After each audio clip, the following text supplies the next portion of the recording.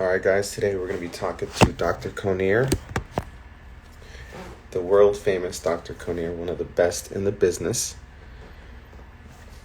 Thank you for joining. Today we're going to be talking about repair, which punch is the best, whether an implant or pen or a. Sorry about that, guys. So I'm just waiting for Dr. Konior to join us here. Welcome. I'm drinking my morning coffee. I don't know what time it is for you guys out there. Welcome, guys. Welcome. I'm waiting for Dr. Konior to join us. There we go.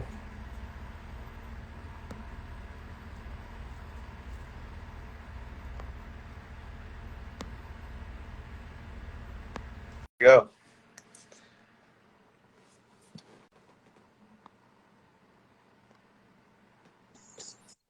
Hey, Dr. Konior. Hey How's it Melvin, how you going? doing, man? Pretty good. Pretty good. So we're gonna have a good 30-minute session here, guys. We have one of the world's best and leading hair surgeons. So, Dr. Konier, I guess I want to start it off by asking you, what are your views on pre-made slits versus implanted pens, and what do you feel is better, or is there a better? I think it comes down to it's what's best in the hands of the operator. I personally favor stick in place with forceps. I mean, historically, going back years ago, we did pre-made openings, which I believe is more or less the standard of the trade. Mm. And over time, I just found that doing one at a time graft placement, making an opening, placing the graft gave me the ability to be a little bit more artistic in the placement. I think when you go in and you pre-make 3,000 openings, you've already just predetermined how are these grafts going to lay out, what size openings am I using, is it a one size fits all? And when you're doing stick in place, you're basically, I have grafts coming into me one at a time. Our team sorts out the grafts by size, and that size includes how many hairs are per graft. But we'll even then sub-segment these things where we'll have larger twos and smaller twos. And so when the grafts are coming to me, I know that I may be getting twos that I'm placing into a zero point 0.7 or a 0.8 millimeter opening. And I know immediately for whatever size grafts coming my way, am I upsizing or downsizing? So in my hands, I get a more meticulous fit for each graft that's being placed. That it on top of that, we're again artistically placing an opening, putting a graft in, so building that hairline or building that coverage throughout the zone. So, I personally believe like a great painting, Mm. doing individual strokes is a whole lot better than, throwing a lot of strokes on a canvas at one time. Yeah. So, then you get into the whole debate of forceps versus implanters, which is another debate. And I think the primary purpose of implanters, it all boils down to graft yield, graft safety, graft Yeah. integrity, because common sense tells you that the more you manipulate this fragile piece of tissue, the more likely you are to damage it. And there's all kinds of damage that can come to any individual graft. And I mean, probably the number one thing is just desiccation. If you're working in a dry environment, which here in the Midwest, we're prone to very dry air in the wintertime, Mm. these grafts sitting out for a very short period of time is like a grape turning into a raisin. They shrivel up on you fairly quickly. The second is just the manipulation. How gentle is the graft being handled by the technician or the surgeon who's handling the graft? And ultimately, that comes down to experience. I think when you're looking at technicians in a generic sense, you have to say, well, what's the average technician's experience? How many years have they been in the business? My head technician, who is really the only one who works with me handling tissue as far as the placement is concerned, has been with me for 23 years. Wow. That being said, I'd personally close my eyes and take a nap if she was one putting grafts on top of my head, because I mean, I've literally seen her place millions of grafts, after Yeah. all these years, you place a lot of grafts. So I think if you're looking at the average technician with less experience, an implanter is something that's going to take the human element of touching and contacting this graft with forceps out of the equation. And these forceps are going to crush the grafts. When you're taking that graft, you're trying to put it into a tight opening, the follicle is going to be flipping around, and there's no question you're going to get more injury and potentially lower growth because of that. Mm. But when you're doing individual graft placement, where I'm doing this with one person who I know, and I see every graft that goes into a scalp, I mean, literally 100% of the grafts that go into the scalp, I know what's happening at that moment in time. I know if a graft is being bumped, I know if a follicle is being bent, Mm. and I can make it an immediate call on the adjustments that need to be done. When you're dealing with a clinic where maybe the physician isn't in the room and entrusting the staff, what you Yeah. have to say to yourself Yeah. as a patient, well, again, how much skill does this technician have, and how much investment does this technician have in me as a patient? And that's a whole nother debate. We can talk for an hour about that. Yeah. But I think implanters, there's no question. There's some very highly respected physicians who have gone the implanter route. Personally, I think it's a great idea. Um, I still have not integrated that into my practice because I feel very confident with the stick in place Mm. technique that we use. Yeah, I think Hassan and Wong went the implanter route recently. I think Dr. Hmm. Wong was telling me. So yeah, it seems to be going that way, but I guess, it just depends on ultimately on what the surgeon feels competent in doing, right?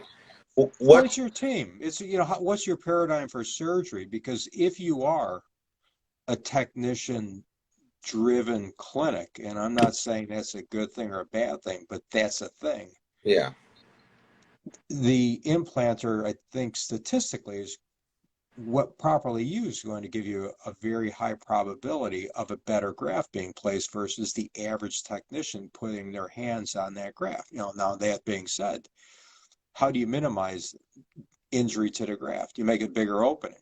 Like if you're shooting hoops, if you have a big net or a big rim, you and I are going to get more free throws. And as Mm. you make that rim smaller and smaller, we're going to start missing more shots. And as you start making smaller openings to get really precise coaptation of the graft against the recipient site, then you're starting to introduce the element of trauma during the graft placement phase. And that's where experience really, weighs in and shows its benefits.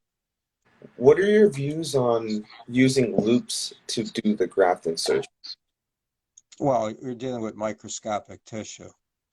I mean, So anybody who has ever looked at a follicle up close as the layperson, if you're looking at this follicle, take some magnification, put a little mosquito underneath a magnifier and turn the power up. And every time you turn the power up, you see more bristles and you see more facets on the eye, and you start seeing more detail that wasn't present at the power below. And mm. as you continue to push it up, you see more. Plain and simple, you see more. So when you're dealing with a microscopic entity, something that's as small as a follicle, and you're striving to get precise placement, to the tune of like a foot going into a shoe. If you're looking at a follicle that's just a fraction smaller than that opening, you really have to be careful. And as you magnify, plain and simple, you see more. So I personally don't see how you can see the detail of a scalp, especially when you introduce the element of extraction, FUE, and graft placement of meticulously dissected small grafts and get these things in, unless you're compensating by making larger openings that gives you a greater margin of error. Mm. So I just can't imagine that anybody is doing this without loops. And then it comes down to, what's the minimum loop magnification somebody should be doing this with. And like I said, if your paradigm is to use big needles like was being done 15 years ago or 20 years ago Yeah. versus custom cut blades, well, anybody can get a graft in one of those big openings. Yeah. Do you think so? What do you think about? Do you think the lateral slit technique has allowed for greater density? Do you think that that's I think packing allows for greater density. I mean, what the orientation of my cut, whether I'm making that cut in a fashion like this or in a fashion like this, Mhm. I'm still making a cut, I'm putting a graft in. So let's just say density Mhm. comes down to like pixels. How many pixels do we have per square inch or per square centimeter? And density, how many hairs do we have per square inch or per centimeter? Now, the orientation of those hairs, that's a whole different thing. That doesn't change the density in per se in terms of what's the absolute number of hairs in this zone. But what it does is it can change the orientation of the hair. And then you get into the whole concept of the illusion of density that everybody talks about. Because in Yeah. reality, there's no surgeon on planet Earth that's restoring 100% density in a single session. And if they are, I'd sure like to visit and see how they're doing it, Yeah. because I certainly haven't been able to achieve that. And that being said, we're most often limited by supply. The vast majority of guys we see in our offices have advanced degrees of baldness, meaning we're not seeing the class ones and class twos. You're seeing people who have a lot of baldness, and that being said, there's only so many bullets that you have in the donor area to use. Yeah. And so how we strategically place these grafts to create the illusion of density, like a magician, I tell patients, we're trying to make a little look like a lot. And that comes down to the placement. And certainly when you're doing lateral slits and you're using angulation of the hair as it relates to the skin surface, it hides skin more efficiently. Mm. But Yeah. packing, in terms of density, again, it comes down, what's the absolute number of openings I'm making? And then the illusion comes, what are the contrast characteristics? Dark on light, light on light, dark on dark. What's the texture? So there's so many factors that come What's the into the end thickness? result. There's so many more factors than the absolute number. Yeah. I won't even say it's amusing anymore, but the number of guys who get, what are my numbers? How many ones, how many twos, how many threes? And I said, well, unless you can really correlate the contrast factors that are going on to your head, factor in texture, and probably most importantly, in my opinion, factor in caliber of hair, which is an exponential benefit to increasing hair shaft diameters for producing density.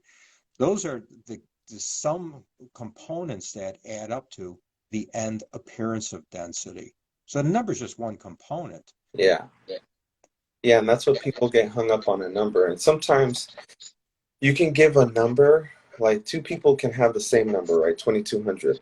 But Absolutely. how it's going to look can differ vastly based on, not only just the number, the texture, like you said, the skin to color contrast. So, and even the way that the surgeon is going to place it, right? No Placement of question. the grafts is super important. People don't really realize that. Well, you do see results on the forum. How often do you see these results where there's a fairly substantial number of grafts that have been placed, but the results just aren't there?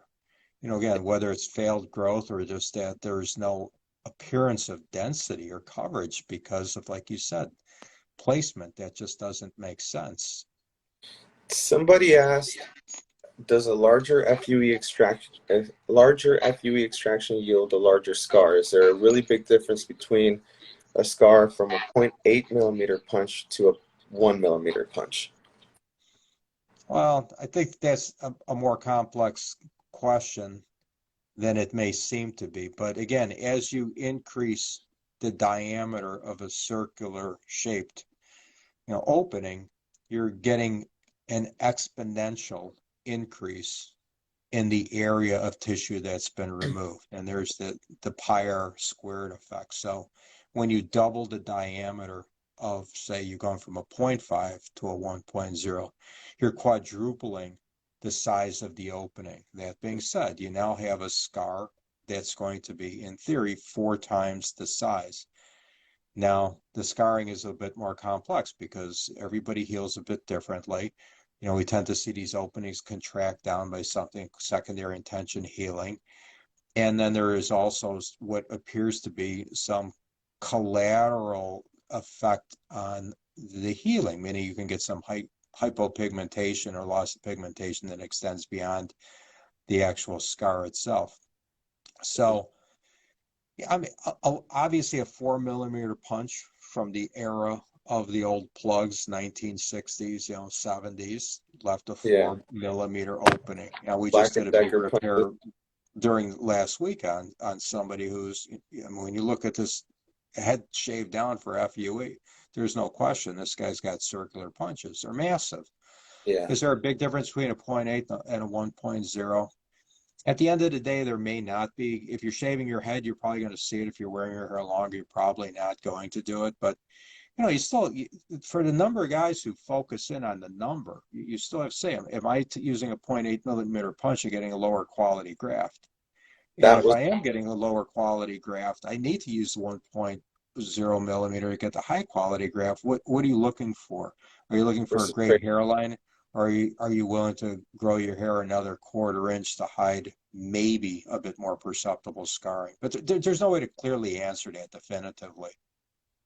That was going to be my next question is, do you feel that the quality of the graft differs from a 0.8 to a 1 millimeter? Because no question. Well, look, absolutely. There's no question. So when I'm extracting grafts, and again, the tech who works with me with planning works with me on extracting.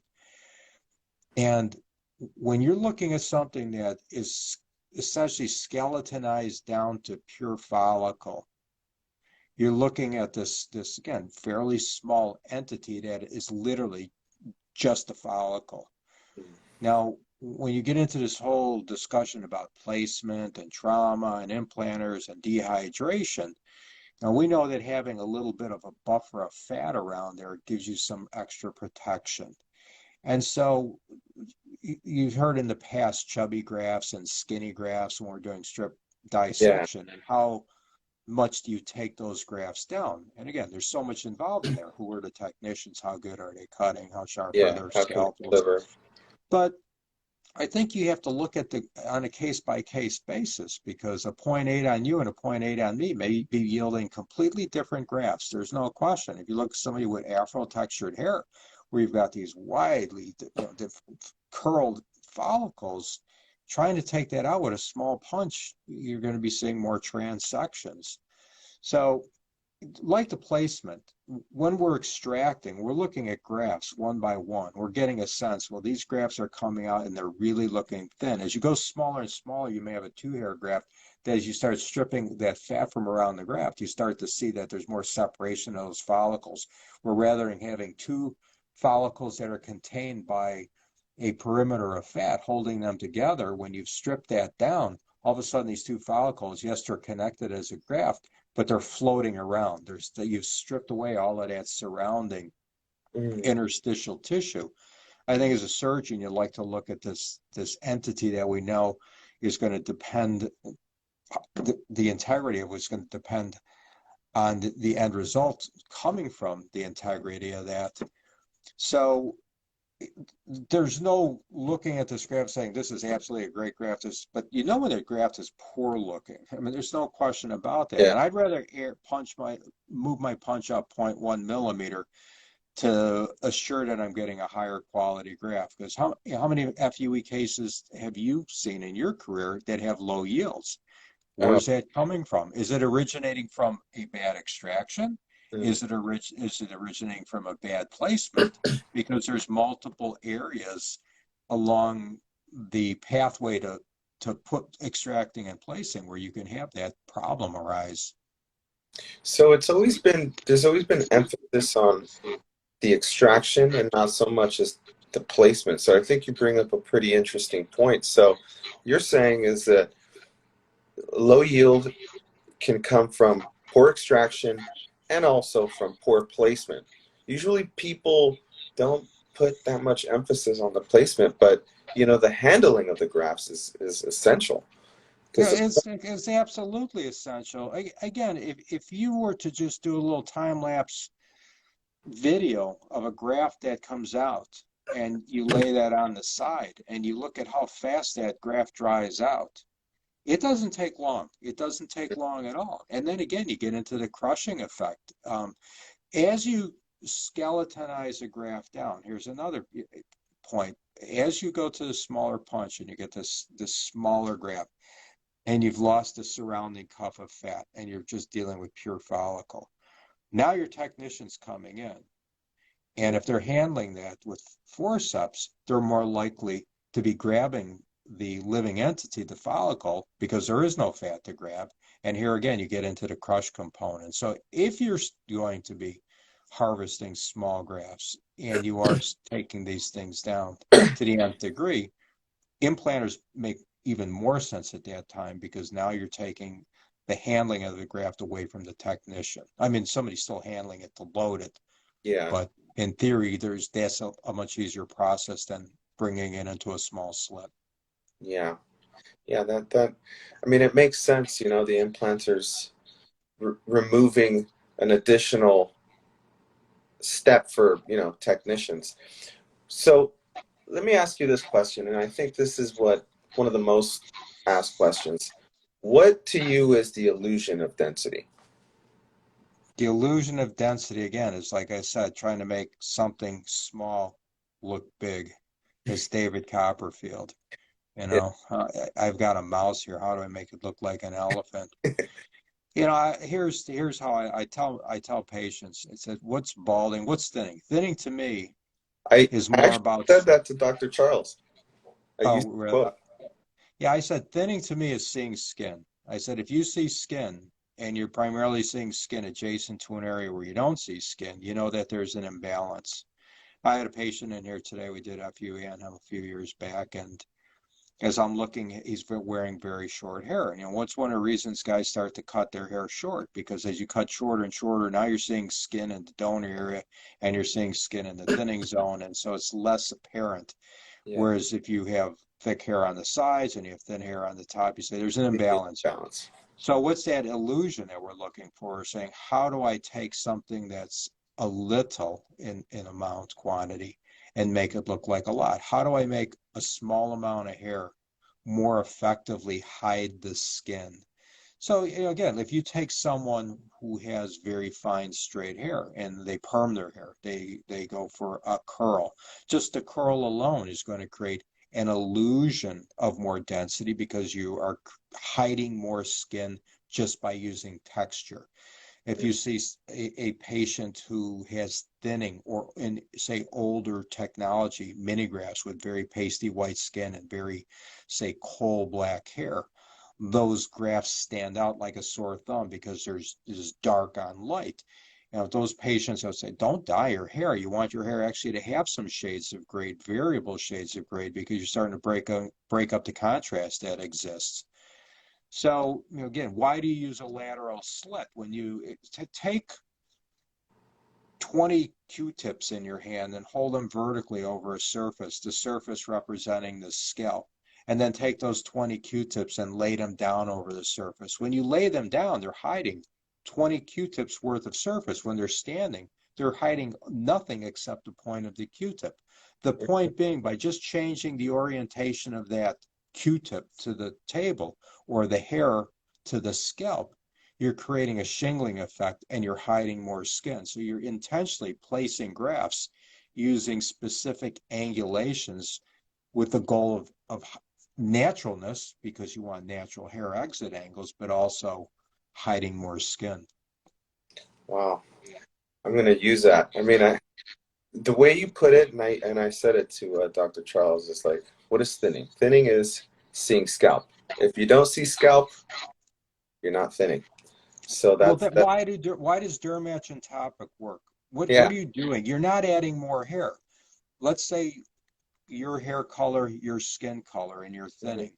By putting Dermatch on your head, you're taking your light skin and you're making it dark, and so you're creating less contrast between the surface and the hair. What are you doing by putting topic on? You're putting these little charged particles onto your scalp, and you're in theory increasing, say, the girth. You're making the trees in the forest bigger. Yeah. Thereby, you're also hiding more skin, like the forest. A forest that's mature, you see less into it than a young forest because you just have more girth around the trees. So yeah, how do you utilize your tools? The tools we have are the graphs that are handed to us, whatever they are, 1 hair, 2 hair, 3 hair, fine caliber, thick caliber, curly. How do you take each one of those, and how do I most effectively hide skin? Part of it comes from density, part of it comes from the distribution, the gradients, and the different angulations that you're using. And I wanted to ask you one question about the crown specifically. I was talking to Dr. Wong, and I believe that both of you guys are now in the running for top crown guys. He mentioned that he really likes to put emphasis on the density on the swirl because Yep. as it grows out, Agree. it Agree. changes. I So is totally that agree. your I mean, fault? so again, here we get into this illusion of density. There are certain facts that you have to understand. One fact is that layering hair will always look better than separating hair. So if you take someone who has a part, I can tell you in my experience, and I graph that hairline equal density across. Mm. 95% of these guys come back a year later and go, hey, doc, things are looking good, but I think this side looks a little bit better than that side. I don't think this side took as well. Well, they're always looking to the part side, and that's because the part side is separating. So, we get into the illusion of coverage. I always say, if you have a guy who's completely bald and he's doing one of these comb overs from right above his ear, he's Yeah. layering hair on top of his head. And if you layer your hair, there's been some famous people who do these crazy comb overs. If you layer enough hair, you hide skin. But we, as a society, know that somebody parting their hair 2 millimeters above their ear is doing something weird. And we know that even though they're hiding their skin, we know there's baldness under there because Yeah. it's not natural looking distribution of hair. So getting back into your point about the swirl, if you look at the center of the crown, hair has direction. Every hair on your head or my head has direction. And my hair parts from left to right. My cowlick and my crown is in the back side of my left. And if you look at how the hair on my head moves, it moves from my left side gently over to my right side. So hair on the right side of my hairline has more orientation this way, where this hair at the part actually is like this. So when you're looking at the crown is a point of natural separation. If you put loops on and you go and you look in the crown, there's going to be a point where you're going to see two hairs that go in opposite directions because there's a transition. There's hair that has to turn down in the back and turn forward. And if you had hair that's just going forward and back, you'd have a part. And that's not natural in the crown. So in the crown, as you see the swirl and these two opposing hairs, they start to spiral away from each other. And as they spiral away from each other, hair then starts taking on a more regular pattern. Well, knowing that the center of the crown, hairs are all moving away from each other, that's a natural point of separation. So my concept of the crown sounds like it's similar to Dr. Wong's. I know this is a point of separation. I know I need to get more density in this area. And in areas where I start to see more layering, say like the back of the crown, I Yeah. can pull my density back because I know that a little bit of hair is going to be hanging, shingling over, and hiding more skin. So, but there's no question you have to attack the center of the crown if you're looking for a nice end result in the crown. Yeah.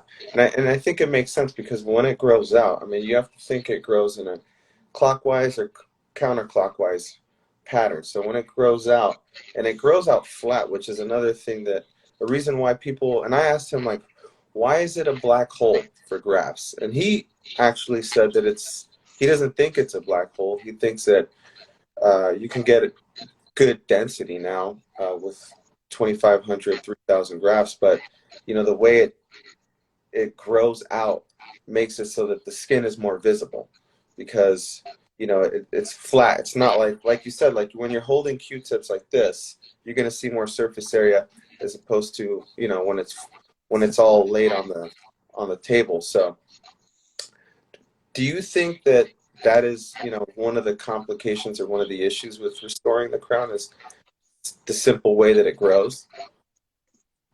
I wouldn't say that it's simple. I think crowns are really complex. I like crowns because I find them challenging. Hmm. I believe that the concept of black hole, I think of that from a different perspective, perhaps, than how you described it. My concept of the black hole is plain and simply this. When I look at a man, especially a young man, I have to think, where will this young man be when he's an old man? I saw somebody, I think, on the site the other day, am I a class 2.5 or a class 3? And I'm thinking to myself, really, where do you come up with these ideas? Because if you're a 2.5, you will be a 3, and if you're a 3, you're eventually going to be a 4, and if you're a 4, you're someday going to be a 5 if you Yeah. live long enough. So you still come down to this whole thing that if you're balding in the front and if you're balding in the back, and you're going to be an advanced pattern, and let's say you're a lucky advanced pattern of 5 for you to pour it, the guy who's got the 7, who has just by Yeah. far much more need than he has graft availability, you're still dealing ultimately with this limited supply of grafts. The problem, the way I envision the black hole concept, though, it's a simplistic version. Let's say you have a young man, and that young man presents to you with a 2-inch diameter circular bald spot in the crown. Mhm. At that point in time, you calculate his surface area, and you figure how many grafts do I want per square inch or per square centimeter. Here's my graft number, whatever that may be, at a 10% density restoration or 50% density restoration. But that young man who presents to you with a 2-inch circular crown spot someday is going to have a 4-inch spot. Now, when that spot goes from 2 to 4, again going by the Pyre square concept, you've quadrupled the size of the zone. Day 1, I need 1,000 grafts to get my objective density. When he comes back to me, he needs 4,000 grafts. So this crown area has the tendency to consume a large number of grafts as time goes on. I think when you look at any given crown, if it's a manageable crown and the grafts are there, yes, you can do it. But when you start looking at the 5s, certainly the 6s, and definitely the 7s, you say, well, how am I really going to cover this crown? I don't have the supply. And unless you have generous body sources or the ever elusive cloning concept, tissue engineering concept comes Yeah. along, you still have to deal with what you have available to you. Yeah. Well, what do you, oh, how can I ask this? What do you think about combining both strip and FUE in one procedure? I know that your colleague and friend, Dr. Gable, has actually done this before as a couple of guys on the forum. So he'll do like a small strip and then he'll FUE at the same time. Like, what are your thoughts on that? Do you think that that's maybe a I more think efficient? I mean, I certainly believe there's a time and place for it, and given the circumstances, it's definitely something that is worth considering. I definitely use that technique, but still you have to say to yourself, what am I being dealt at this point in time? Am I taking a fellow who we're doing 3,000 grafts on, and he's an ideal candidate for a strip, or am I taking somebody who only needs 1,000 grafts? When are you getting into that need to do that? Well, certain cases, I've had patients who, for example, like to wear their hair short on the sides and wear it long in the back and have great density in the back and are looking for ways to maximize their lifetime graft yield. So, you have to ask these fundamental questions. Am I a guy who likes to buzz my hair to a 1 or 2 all the time? Yeah. I'm not talking strip to these patients. Am I a guy who likes to wear my hair long? Or do I like to wear my hair short on the sides? What is my harvest potential? If I'm looking at a fellow, and you'll see this, where they may have some isolated laxity in the back of their head, and they're ideal candidate for a strip, but their side of their head has been previously harvested or is tight, and you need the graft number. Sure, you can combine the different modalities. I think, Melvin, again, it comes down to the Dr. Shapiro's study, where he seems to have substantiated that for the guy who's looking to maximize lifetime graft number yield, Yeah. beginning with strip until you're stripped out, transitioning over to FUE until you're FUE'd out. That's a logical sequence of events. Along the way, there's after somebody certainly has had a strip, there are times where you're going to combine the two harvest modalities, but it's in the individual circumstances. What are you being dealt at the time? And do you think it can be flipped, reversed? Like if someone's FUE'd out, can they then turn to FUT, or is that doing it that way? Well, my opinion of it is this. When I look at why am I doing an FUE, excuse me, why am I doing a strip? I'm doing a strip because I feel that here's a patient who has great density, great hair quality, great elasticity in a localized region of the strongest region of the donor area, smack dab in the middle of that donor area. And what you're doing is, with a strip, you're utilizing the benefit of elasticity. You're taking your strip out to the limit of safe elasticity. And what you're hoping for in that strip is to take out this conservative strip and have the largest number of hairs available in it. Now, let's look at two guys. One guy has a baseline density of 100 follicular units per square centimeter. Another guy has a baseline density of 50 follicular units per square centimeter. Other than that, they're identical. They have the same elasticity. They have the same healing characteristics. I come in, I take my strip. Strips are identical in both of these guys. Same length, same width because of elasticity, yet patient A has twice the number of grafts because he had twice the density. What is the one thing that FUE is doing to you? It's knocking your density down. You're taking hair out. And if you're taking hair out from the sweet spot of the donor area, you're coming in taking a strip out where the density has already been significantly compromised because of your past FUE harvests. And you've seen pictures as well as I have, people who have supposedly been over harvested. And you look at these pictures and you see more white dots than you see remaining hair. So, what's the advantage of doing a strip at that point in time? To me, you start with strip, you go to FUE, you don't do it the other way around. That's my protocol.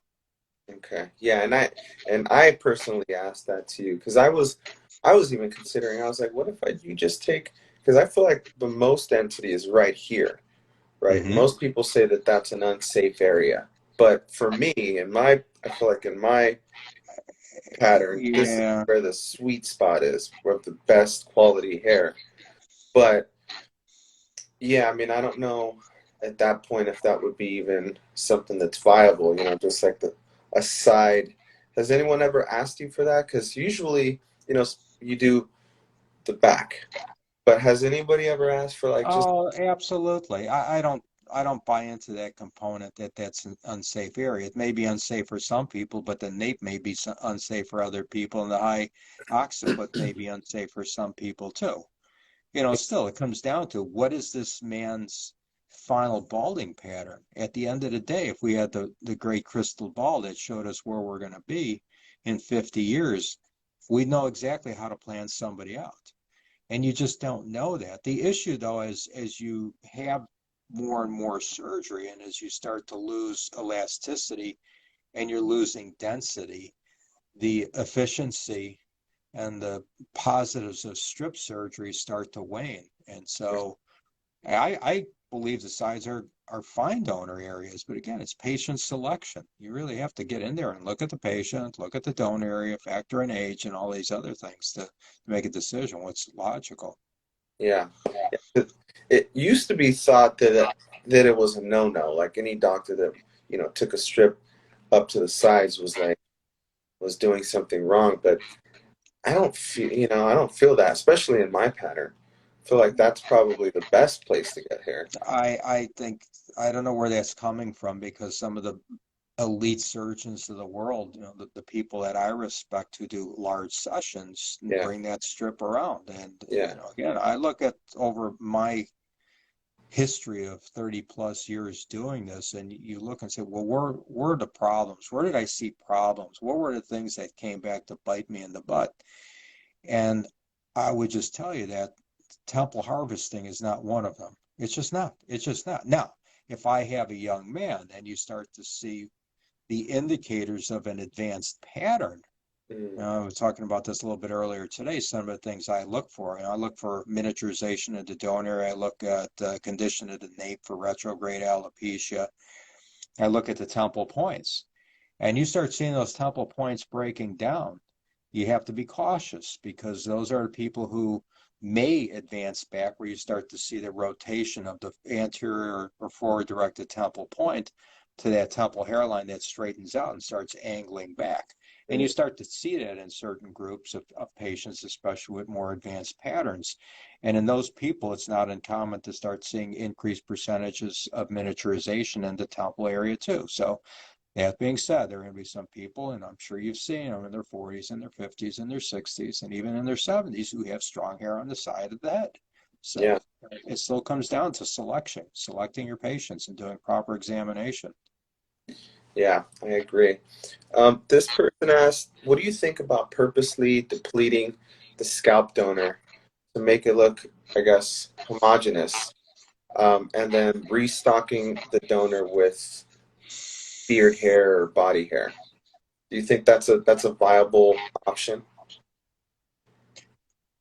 I, I don't think anybody should be deliberately depleting a donor area. I mean, Mm, that is somewhat illogical. I think we see yeah, donor depletions because of poor calculation as to what somebody's donor site has available.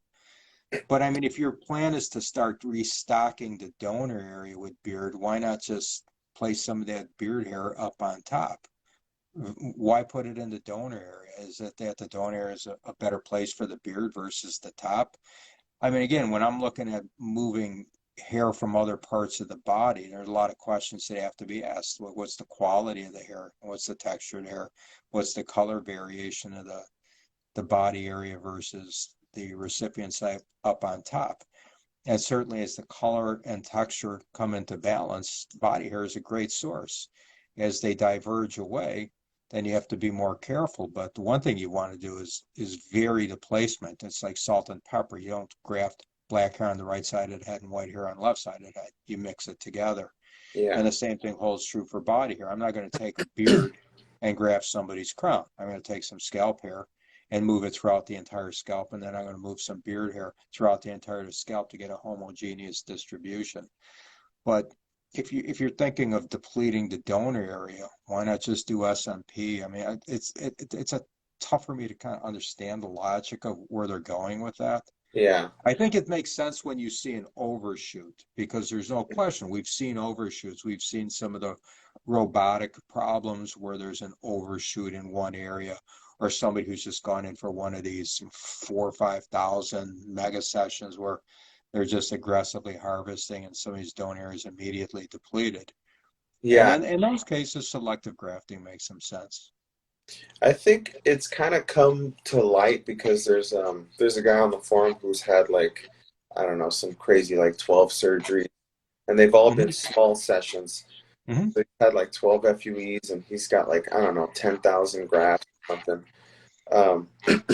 And so what he has started to look really depleted, and then he actually had some beard hair tingled in the donor, and it was a pretty significant difference. The only thing is that I don't think he intentionally went in to deplete it. It just sort of it happened with time, right? You're doing small sessions, and it starts to just look a little bit not, moth-eaten, but you can see that there's Oh, I understand. I understand. Look, I've seen people who've had depletions unintentional, and graft placement into those zones can be very beneficial. There's a patient I presented on the forum many years ago. He was a bit more complex repair case where we did a direct excision of his hairline plugs and did some restoration in there to rebuild the hairline in front of the scar that came across it. And he's really a great patient.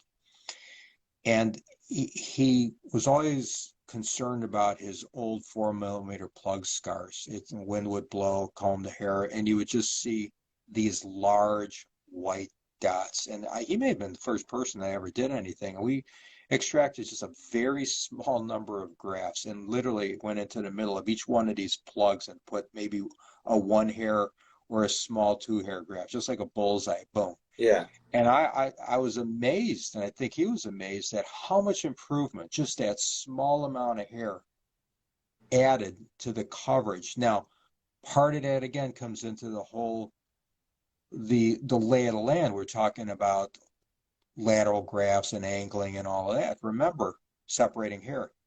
Donor hair hangs down.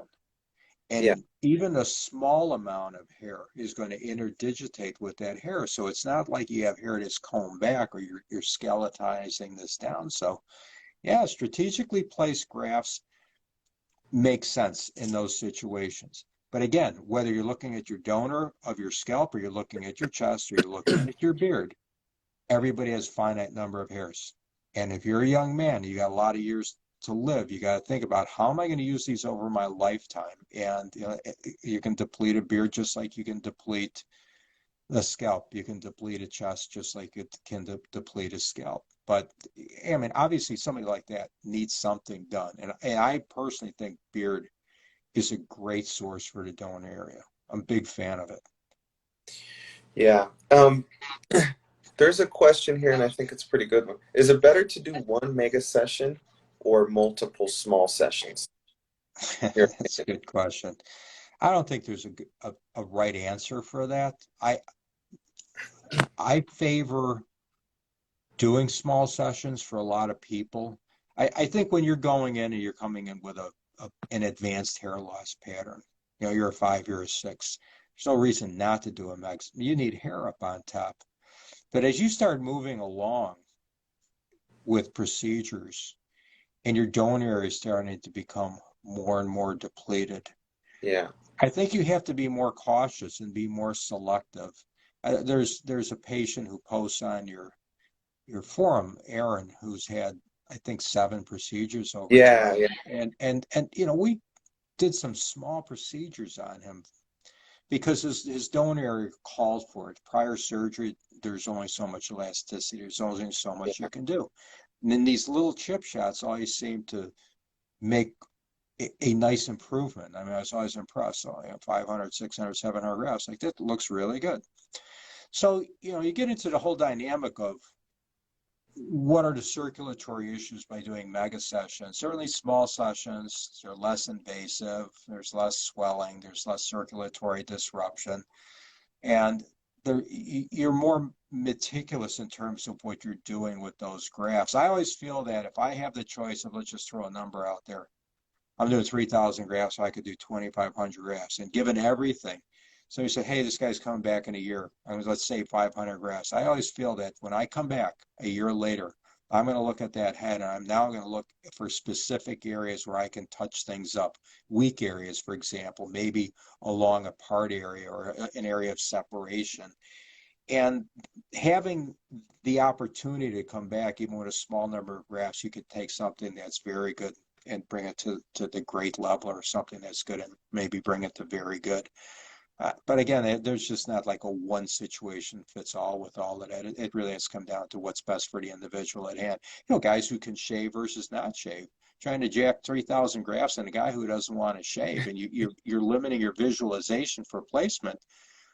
Are you increasing the risk of shock loss just because you're not making as accurate an opening? In those cases, I feel like I'd rather just say, listen, do fewer grafts because we're going to have less problems during the recovery phase.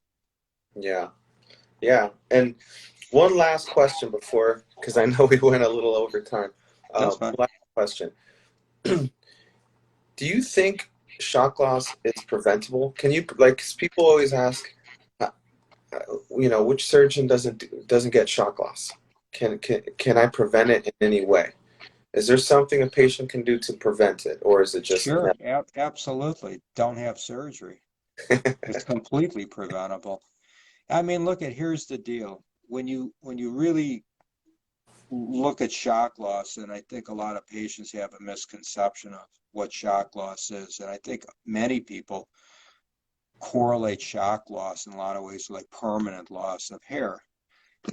And to me, I look at shock loss as just being a hair that's retreating into a dormancy phase because of the surgical process. So we know quite clearly that when you stress a follicle out by removing it, whether it's with extraction, whether it's with strip, most people are going to assume, hey, 100% of these follicles are going into a resting phase. Well, it's really shock loss. What you've done is you've shocked that follicle.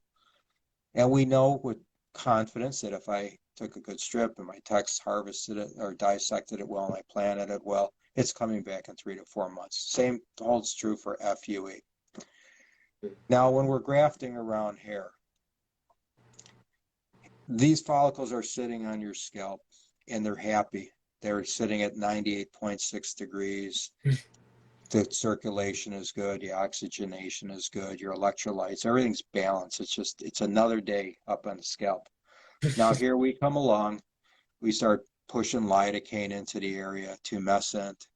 We're starting to make all of these cuts. The cuts are creating their own swelling on top of what we're injecting. The more cuts we make, the more circulation we knock out. Adrenaline is in this anesthetic, so we control bleeding. We're cutting circulation down even further. Now we've got this massive recovery phase. There's swelling, there's inflammation. There's all these changes going on. The first thing these follicles are doing, sitting up there, is going, what happened? It's like taking the baby out of the womb. Yeah. And so my take on it is that whenever you subject a follicle to a physiological change, whatever that change may be, and knowing that everyone's a little different in terms of their sensitivity, all follicles subjected to a change have the potential to go into a dormancy phase. We're changing the environment of the follicle so its response is retreat, just like extracting. My rule has always been that a follicle that's going to be hanging around on your head for several years, I look at that as a healthy follicle. Genetically, physiologically, it's going to recover in 3 to 4 months. If you got hair loss that the crystal ball shows that you're going to have significant loss of your own hair within a year's time, it's not recovering from shock. So is it preventable? Well, yeah, anything you can do to minimize the physiological alteration of the day. Smaller openings rather than bigger openings, lay off of the anesthetic, try to minimize things that interrupt circulation. I mean, even like the temperature swings that go on, the postoperative inflammatory phase, how do you keep that down to an absolute minimum? And, again, meticulous openings. If you are making your slits with a 0.8 millimeter, say, blade versus a 0.9 millimeter blade, you're only looking at a tenth of a millimeter difference between those blades, but multiply that by 2,000 or 3,000. What you find is, holy smoke, I can't believe how much additional cut I've made on this scalp. It's tremendous. It really is tremendous. So again, what's your team doing? Are we using an 18 gauge needle to put in a 1-hair graft? Or are we using like a 0.5 millimeter, to put in that 1-hair graft? And then how meticulous are you? You hear of somebody coming in to make 2,000 openings just before the tech comes in, and in 5 minutes, 2,000 openings are made. Whereas during stick in place, we could be sitting there for hours just struggling to make meticulous openings, looking for the exit angles of existing hair on the scalp. So you can't control it completely. There's no question, without avoiding surgery. But anything you do to increase the meticulousness of the surgery, minimize the invasiveness, the physiological changes, the anesthetic circulation changes, the better off you're going to be. This comes down to the technician. This comes down to the surgeon. What am I doing to assure this patient's best interest? And anything you're doing to cheat, to speed the case up, to minimize your involvement, the oversight is very important in terms of assuring the highest quality possible. But even with the highest quality possible, you're going to get some shock loss.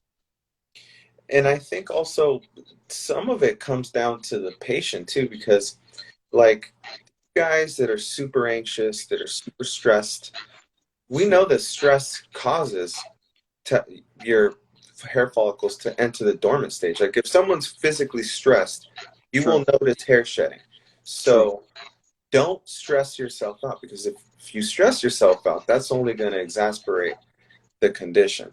So that's no something question. that a patient can do to minimize it, is, stop stressing, stop being so anxious, stop, like, looking in the mirror every 5 seconds, and driving yourself nuts, because that's not going to do any good. It's going to do harm, as a matter of fact.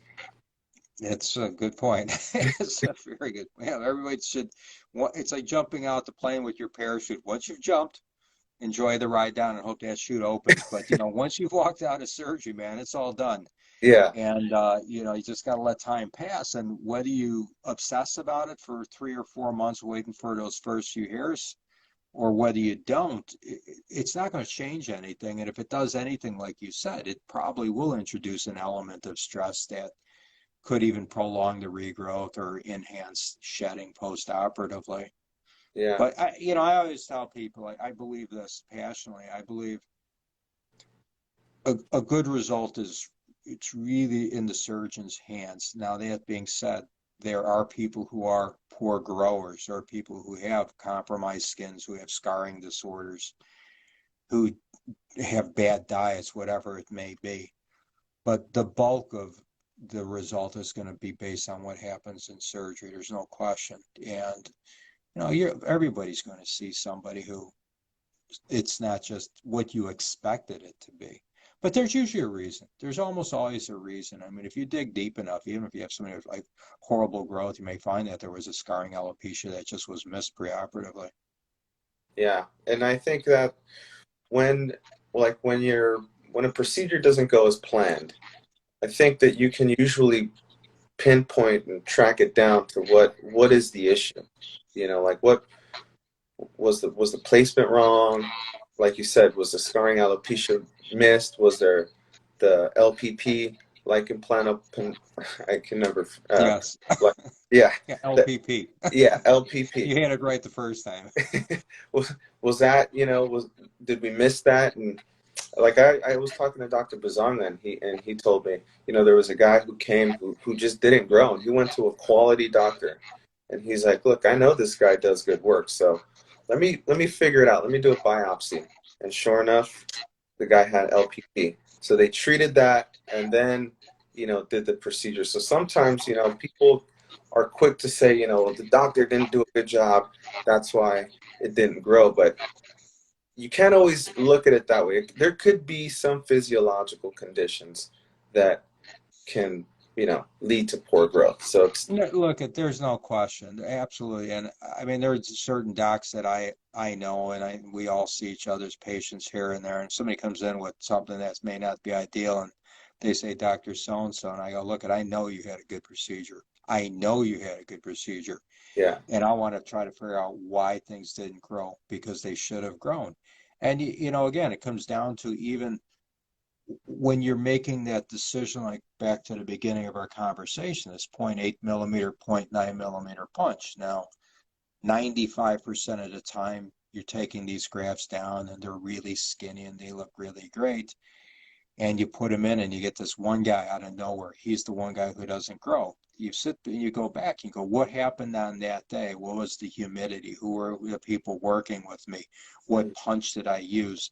I usually make little notes. So this guy was a bleeder. This guy was a popper. This guy didn't stop tapping his feet.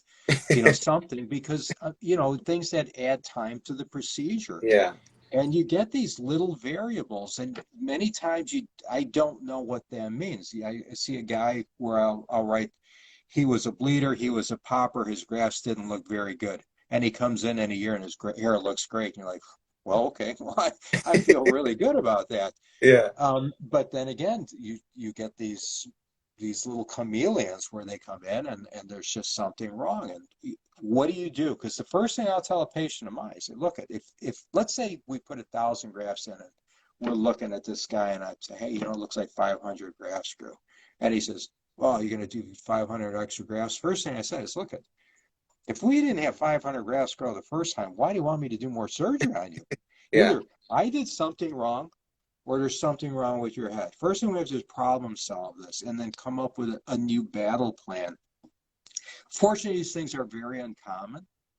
And fortunately, most of the time, you're going to find something that works, but you have to be persistent.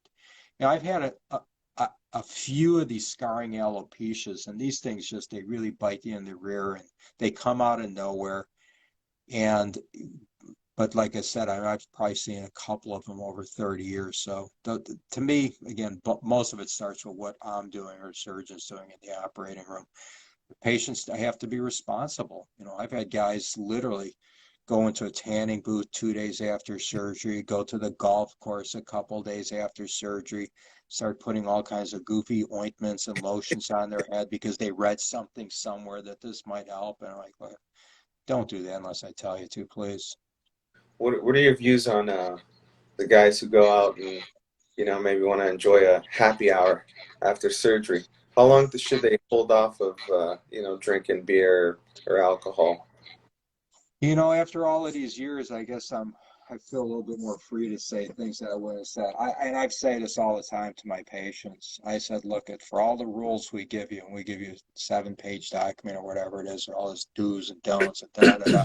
Yeah. And I tell them, look, the only thing I don't want to do is bump your head. And I mean that. I said, your grafts are in your head. They're very happy. Don't bump them. If you bump them, you're knocking them out. Again, I believe what I'm doing, putting those grafts in, when that's sealed and they're dry and they're crusted, they're happy. And do I think a cocktail is going to hurt them personally? In reality, no.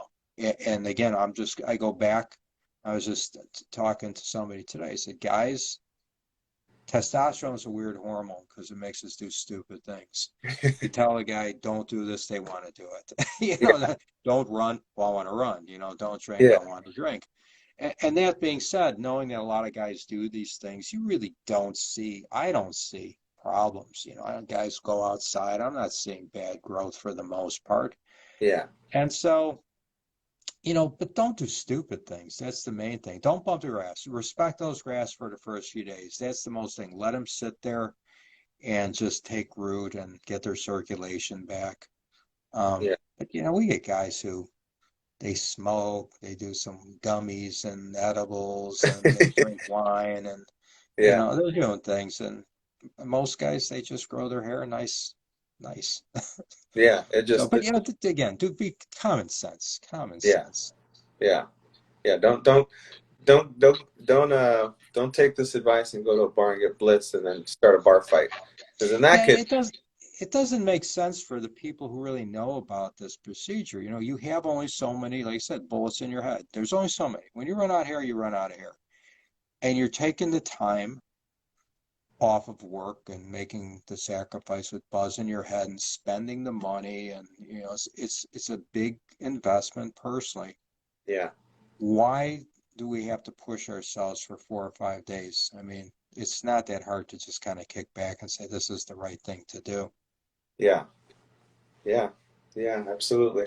Well, Dr. Konior, thank you so much for your time. I know we actually ended up talking an hour. Our plan was to do 30 minutes, but it's actually turned into an hour. No I problem. really appreciate it. I think we have some of the most intricate conversation, I think ever, detailed from one of the world's best. So I'm going to save this and hopefully everybody can enjoy it. And hopefully you guys learn something. It's always great talking to you, Dr. Always good talking to you. Look forward to doing it again sometime. All right. Well, Good have a good weekend to day. everybody. All right. Take Thanks, it easy. Melvin. All Yeah, right. bye now. Bye-bye.